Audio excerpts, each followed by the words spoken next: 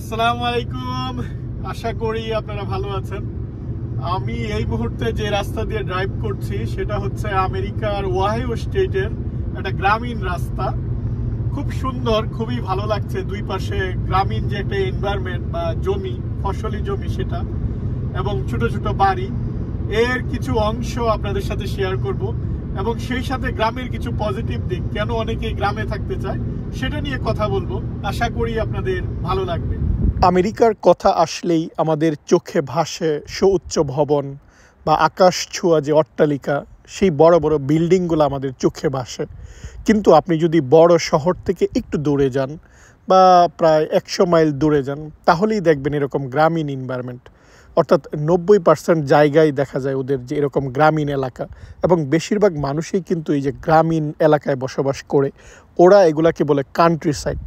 আপনাদেরকে আমি অনেক সময় এই গ্রামীণ এলাকা দেখিয়েছি। আপনারা আবার এই গ্রামীণ এনভায়রনমেন্ট সেটা দেখতে চান।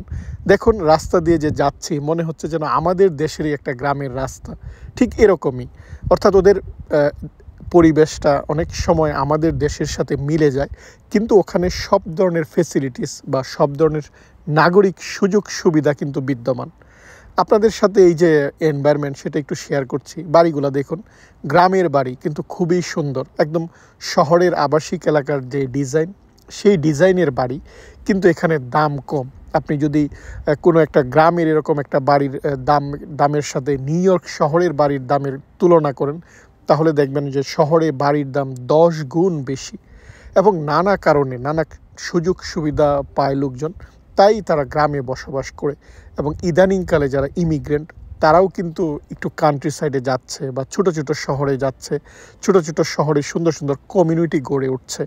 কারণ এই জায়গাগুলোতে যদি আপনি আপনার সব সুবিধা পান, বাচ্চারা যদি ভালো স্কুল কলেজ পায়, আপনি আপনার যে একটা পরিবেশ, লোকজন বা পরিচিত লোকজন বা নিজস্ব কালচার যদি পান, তাহলে অবশ্যই আপনিও এই জায়গাগুলোতে এনজয় করবেন।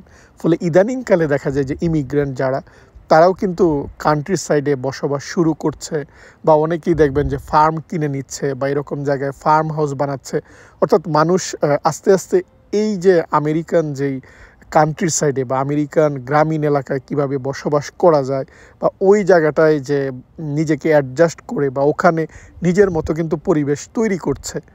আমি এই যে ওহাইওর যে এনভায়রনমেন্ট দিয়ে যাচ্ছি, ওহাইও স্টেটের বেশিরভাগ এলাকায় আপনি যদি ওহাইও বা এই যে নিউ ইয়র্ক থেকে পার হয়ে যখনই পেনসিলভেনিয়া আসবেন, পেনসিলভেনিয়া আসার সাথে সাথেই দেখবেন যেরকম সুন্দর এনভায়রনমেন্ট। আমেরিকায় আমরা যারা বড় সিটিতে বসবাস করি, যেমন নিউ ইয়র্কের মতো আপনি বড় সিটিতে যদি থাকেন, তাহলে এই যে বড় সিটিগুলোতে ইদানিং যেটা দেখা যায় যে অনেক এক্সপেন্সিভ। অর্থাৎ আপনার ইনকামের সাথে যে আপনার খরচটা দিন দিন বাড়ছে, সেই তুলনায় ইনকাম বাড়ছে না। তাই ইদানিং কালে অনেকেই এই যে শহর থেকে একটু দূরে যেতে চাচ্ছে। কারণ আমেরিকায় আপনারা যদি একটু দূরে যান, তাহলে এরকম কান্ট্রি সাইড বা গ্রামীণ এনভায়রনমেন্ট। আগে অনেকে এরকম এনভায়রনমেন্টে ওরা থাকতে পছন্দ করতো না, কারণ দেখা যায় যে আমরা যারা ইমিগ্রেন্ট, আমাদের যে একটা এনভায়রনমেন্ট আমরা চাই, যে আমরা একটা মসজিদ চাই বা ইসলামিক স্কুল চাই, বা আমরা আমাদের যে একটা কমিউনিটি সেটা চাই।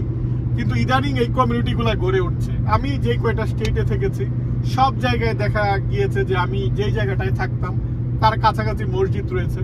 কারণ এখন ইন্টারন্যাশনাল অনেক মুসলিম কমিউনিটি তারা দেখা যায় বসবাস করে। আমেরিকার বড় সিটির বাইরে আপনি যদি ছোট ছোট শহরে যান, তাহলে দেখবেন ওই সুযোগ সুবিধাগুলো আছে। ফলে ইদানিং লোকজন দেখা যায় যে কান্ট্রি সাইড বা গ্রামীণ এলাকায়ও বসবাস শুরু করেছে। এর কারণটা হচ্ছে যে আপনার এখানে যেই প্রেশার, বড় সিটির মতো প্রেশার সেটা নেই। আর হচ্ছে যে আপনার এখানে ইনকামের তুলনায় খরচটা কম। খুব সহজে আপনি এই জায়গাটায় বাড়ি কিনতে পারবেন। বা এই যে দেখুন যে পরিবেশটা অন্যরকম, নিরিবিলি বা মনোরম পরিবেশ। সো যারা এরকম নিরিবিলি পরিবেশে থাকতে চায়, যারা একটু শহর থেকে দূরে কান্ট্রি সাইডে থাকতে চায়, তারা ইদানিং কালে দেখা যায় শহর থেকে মুভ হয়ে এই জায়গাগুলোতে বসবাস শুরু করছে। ফলে 20-30 বছর আগেও আপনি যেই জিনিসটা পেতেন না, এখন দেখা যায় আপনি শহর থেকে দূরে কান্ট্রি সাইডে গেলেও এই সুযোগ সুবিধাগুলো আপনি পাবেন। আপনি যে কমিউনিটি চান সেটা আপনি পাবেন, মেলামেশার মানুষ পাবেন, বা আপনার যে চাকরি, যেরকম চাকরি চান সেটাও রয়েছে। ফলে ইদানিং কালে কান্ট্রি সাইডে লোকজনের বসবাস অনেক বাড়ছে।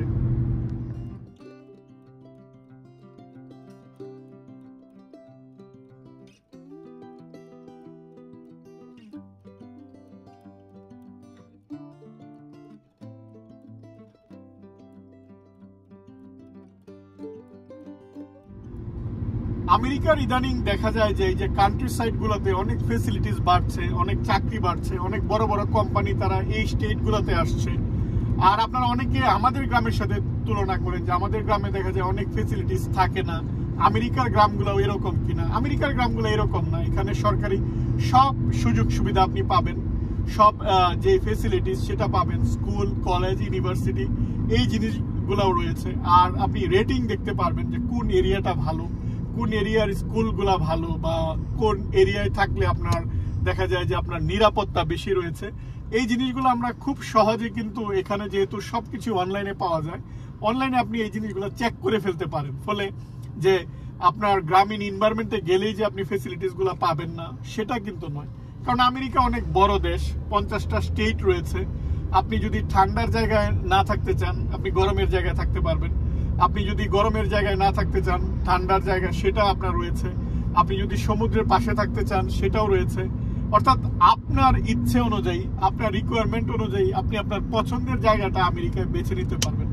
এই জন্যই দেখা যায় যে এই যে পৃথিবী থেকে ইমিগ্রেন্টের যে একটা ঢলটা কেন আমেরিকার দিকে অনেক বেশি হয়, কারণ আপনি যেরকম পরিবেশ চান, আপনি যেরকম ফেসিলিটিস চান, যেরকম জায়গা চান, আপনি চাইলে সেরকম জায়গায় থাকতে পারবেন। আমরা যদি বাংলাদেশি কমিউনিটির মধ্যে থাকতে চাই, আবার শহরে থাকতে চাই, দেখুন সবাই নিউ ইয়র্কে আসে, নিউ ইয়র্কে সেটা রয়েছে। আবার অনেকে যখন একটু সেটেল হতে চায় বা একটু বাড়ি কিনতে চায়, তখন দেখা যায় তারা আবার নিউ ইয়র্ক থেকে দূরে অন্য সাইডে চলে যায়। সেই একই বাংলাদেশি কমিউনিটির মধ্যেই কিন্তু তারা থাকে, এবং কিন্তু তাদের দেখা যায় যে খরচটা একটু কম হয়।